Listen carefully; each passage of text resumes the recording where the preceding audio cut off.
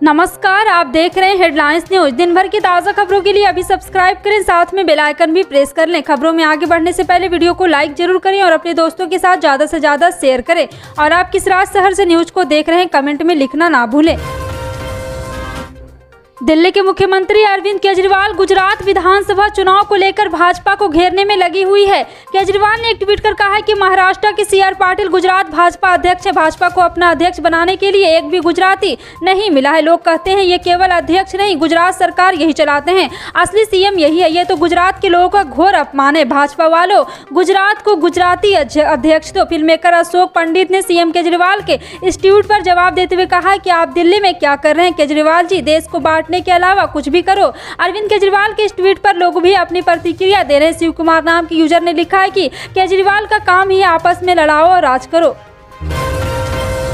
कर्नाटक की राजनीति में एक बार फिर से अफवाहों का बाजार गर्म है। अमित शाह के दौरे को लेकर यह अफवाह है कि राज्य में बीजेपी की तरफ से नेतृत्व परिवर्तन की जा सकती है। बताते चले कि बसवराज बोम्बई को 9 महीना पहले ही राज की कमान दी गई थी। हालांकि चर्चा इस बात को लेकर भी है कि बोम्बई मंत्रिमंडल का जल्दी विस्तार हो सकता है। पार्टी के राष्ट्रीय महासचिव BL संतोष ने इंडियन एक्सप्रेस से बात करते हुए कहा था कि दिल्ली और गुजरात की तरह पार्टी नेतृत्व बड़े पैमाने पर परिवर्तन करने की क्षमता रखता है। हालांकि साथ ही उन्होंने कहा है कि मैं यह नहीं कह रहा कि यह हर जगह होगा, लेकिन भाजपा ऐसे निर्णय लेने में सक्षम है जिसकी कल्पना अन्य राजनीतिक दलों द्वारा नहीं की जा सकती है।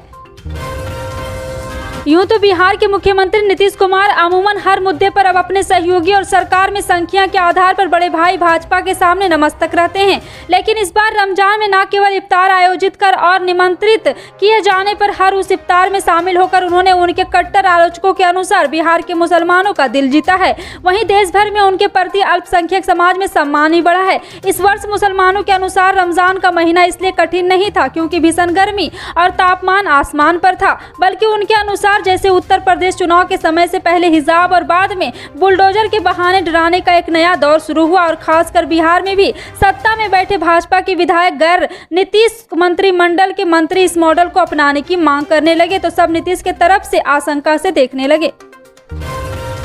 महाराष्ट्र में लाउड स्पीकर को लेकर चल रही राजनीति के बीच महाराष्ट्र नवनिर्माण सेना के अध्यक्ष राज ठाकरे ने ट्वीट कर 3 मई को अक्षय तृतीया के दिन महाआरती रद्द करने का ऐलान किया है। दरअसल 19 अप्रैल को पार्टी की तरफ से 3 मई को अक्षय तृतीया पर राज्यभर में कार्यकर्ताओं से स्थानीय मंदिरों में लाउड स्पीकर पर महाआरती करने का आह्वान किया था। इसी दिन ईद भी है, जिसके चलते ठाकरे ने अपना फैसला वापस लिया और महाआरती रद्द कर दी है।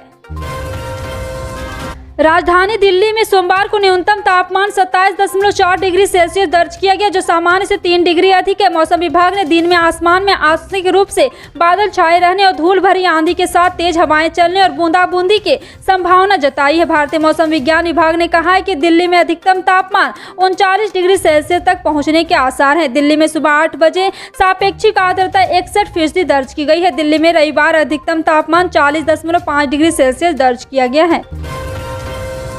केंद्रीय गृह और सहकारिता मंत्री अमित शाह ने सोमवार को एक बड़ी बैठक की। इसमें देश में कोयले की किल्लत दूर करने के लिए चर्चा की गई है। और आपको बता दें कि अमित शाह ने कोयला संकट पर शाम करीब 4 बजे उच्च स्तरीय बैठक बुलाई थी और इस बैठक में कई मंत्री और सचिव शामिल थे। मीटिंग में वर्तमान स्थिति और कोयले की उपलब्धता और इसकी सुचारू आपूर्ति के बारे में समीक्षा की गई। देश भर में कोयला संकट की वजह से बिजली की किल्लत देखने को मिल रही है। कई प्रदेशों में बिजली कटौती की जा रही है। ऐसे में आम जनता को काफी मुश्किलों का सामना करना पड़ रहा है। समाजवादी पार्टी के दिग्गज नेता आजम खान की ईद इस साल भी जेल की सलाखों के पीछे ही मनेगी। आजम की तरफ से सुप्रीम कोर्ट में एक याचिका दायर की गई थी। इसमें जमानत पर जल्द फैसला सुनाने की मांग की गई थी। इस याचिका पर सोमवार को सुनवाई नहीं हो सकी। ऐसे में आजम खान को जेल में ही ईद मनानी पड़ेगी। आजम खान 26 महीने से सीतापुर जेल में बंद है। उनको कोर्ट से अब तक 71 मामलों में जमानत मिल चुकी है। सिर्फ एक केस शत्रु संपत्ति पर कब्जा कर जौहर यूनिवर्सिटी में मिलाने के मामले में हाईकोर्ट में सुनवाई चल रही है। सांसद नवनीत राणा की ओर से महाराष्ट्र के सीएम उद्धव ठाकरे के आवास के बाहर हनुमान चालीसा के पाठ के ऐलान के बाद जमकर हंगामा हुआ था। इसके बाद राणा दंपत्ति को हिरासत में लेने के बाद गिरफ्तार कर लिया गया था। मसलन राणा दंपत्ति की जमानत पर कोर्ट बुधवार को अपना फैसला सुनाएगा। बता दें कि नवनीत राणा को जमानत नहीं मिली, इस पर अब बुधवार की सुबह फैसला आएगा। वहीं अमरावती से सांसद नवनीत राणा के वकील रिजवान मर्चेंट ने दावा किया है कि उनके मुवक्किल को जेल से उचित इलाज नहीं मिल पा रहा है। रिजवान मर्चेंट ने बाईकुला जेल के सुपरिटेंडेंट को पत्र लिखा। उनमें उन्होंने दावा किया है कि नवनीत राणा स्पेंडाइटिस से जूझ रही है, उन्हें सीटी स्कैन की सुविधा उपलब्ध नहीं कराई जा रही है।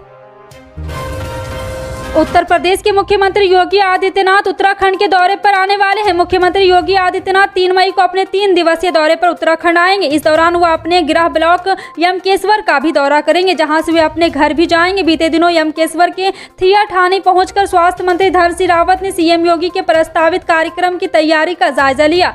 बता दें कि यूपी में दूसरी बार जीत के बाद योगी के शपथ ग्रहण के समय उनकी मां और बहन ने आज तक के कैमरे पर इच्छा जाहिर की थी कि वो चाहते हैं योगी आदित्यनाथ एक बार घर आकर उनसे मिले और फिर यूपी का कामकाज संभाले।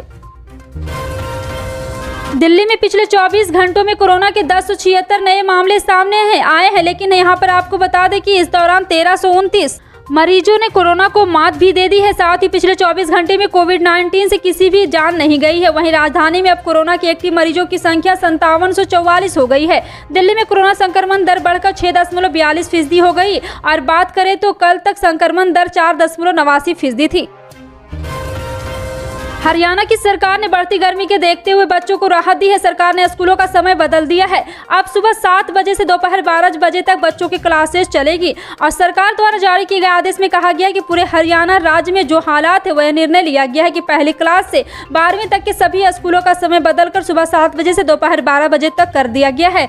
स्कूलों का यह नया समय 4 मई से लागू होगा। दरअसल इस समय हरियाणा में लोगों को भीषण गर्मी का सामना करना पड़ रहा है। अगर बात करें कल की तो हरियाणा के हिसार जिले में तापमान 44 डिग्री सेल्सियस तक पहुंच गया था। कांग्रेस पार्टी के नेता राहुल गांधी ने प्रधानमंत्री नरेंद्र मोदी सरकार पर सोमवार को निशाना साधते हुए आरोप लगाया कि उसका कुशासन इस बात का उदाहरण हो सकता है कि कैसे दुनिया की सबसे तेजी से बढ़ती अर्थव्यवस्थाओं में से एक को बर्बाद किया जाए। देश में भीषण गर्मी के मद्देनजर बढ़ती बिजली की मांग के बीच उन्होंने ये ट्वीट किया। कांग्रेस पार्टी के पूर्व प्रमुख ने ट्वीट किया, बिजली संकट, रोजगार संकट, किसान संकट, मुद्रास्फीति संकट। प्रधानमंत्री मोदी का 8 साल का कुशासन इस बात का एक उदाहरण हो सकता है कि कैसे दुनिया की सबसे तेजी से बढ़ती अर्थव्यवस्था में से एक को बर्बाद किया जाए। राजस्थान में कांग्रेस की सरकार है, लेकिन फिर भी पार्टी के कार्यकर्ता अपनी ही पार्टी से नाखुश नजर आ रहे हैं। हालांकि समय समय पर कार्यकर्ता अपने नेताओं को अपनी नाराजगी भी जताते रहते हैं, मगर पार्टी के नेताओं के कार्यकर्ताओं के ऊपर ध्यान नहीं जा पा रहा। उधर कांग्रेस सरकार में मुख्यमंत्री बनने के लिए अशोक गहलोत और सचिन पायलट के बीच आपसी गुटबाजी भी काफी समय से चल रही है और आप पार्टी के कार्यकर्ता भी काफी नाराज नजर आ रहे हैं। दरअसल राजस्थान अनुसूचित जाति आयोग के अध्यक्ष खिलाड़ी लाल बैरवा सोमवार को भरतपुर पहुंचे। सर्किट हाउस में कांग्रेस कार्यकर्ताओं ने उनका स्वागत किया। इस दौरान पार्टी के कार्यकर्ताओं ने जमकर अपनी भड़ास भी निकाली और अपनी ही सरकार के खिलाफ नाराजगी व्यक्त की। पंजाब मंत्रिमंडल ने विभिन्न सरकारी विभागों में 26,000 से अधिक पदों पर भर्ती तथा घर घर राशन पहुंचाने की योजना को सोमवार को मंजूरी प्रदान कर दी। मुख्यमंत्री भगवंत मान की अध्यक्षता में यहां हुई मंत्रिमंडल की बैठक में ये फैसले किए गए।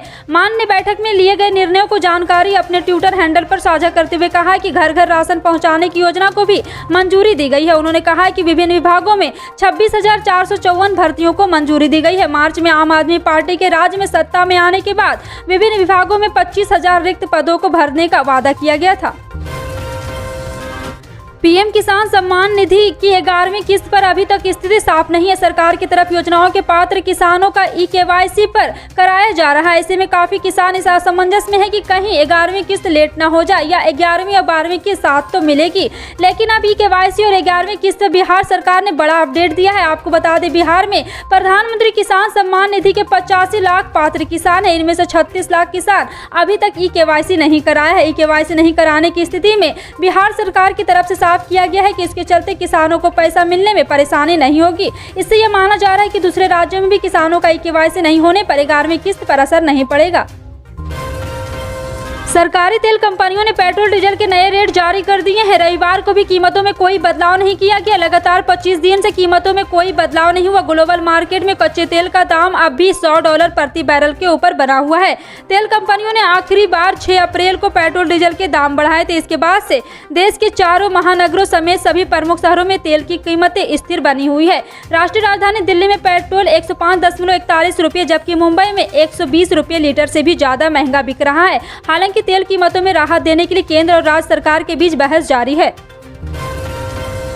उच्चतम न्यायालय ने स्कूली बच्चों के लिए मध्याह्न भोजन की व्यंजन सूची सहित चिकन सहित मांस उत्पादों को हटाने और डेयरी फार्म बंद करने संबंधित लक्षद्वीप प्रशासन के फैसले को चुनौती देने वाली याचिका पर सोमवार को केंद्र और अन्य से जवाब मांगा है। न्यायमूर्ति इंदिरा बनर्जी और न्यायमूर्ति एस बोपन्ना की पीठ ने केरल उच्च न्यायालय के उस आदेश के खिलाफ दायर एक अपील पर भारत संघ केंद्र शासित प्रदेश लक्षद्वीप और अन्य को नोटिस जारी किया, जिसमें लक्षद्वीप प्रशासन के फैसले को चुनौती देने वाली एक जनहित याचिका को खारिज कर दिया गया था। फिलहाल आपका इन सभी खबरों पर क्या कहना है, कमेंट सेक्शन में टाइप करके जरूर बताएं। पल पल की अपडेट जानने के लिए जुड़े रहें आप अपने हेडलाइंस न्यूज के साथ। मिलते हैं अगली बड़ी खबर में, तब तक के लिए जय हिंद।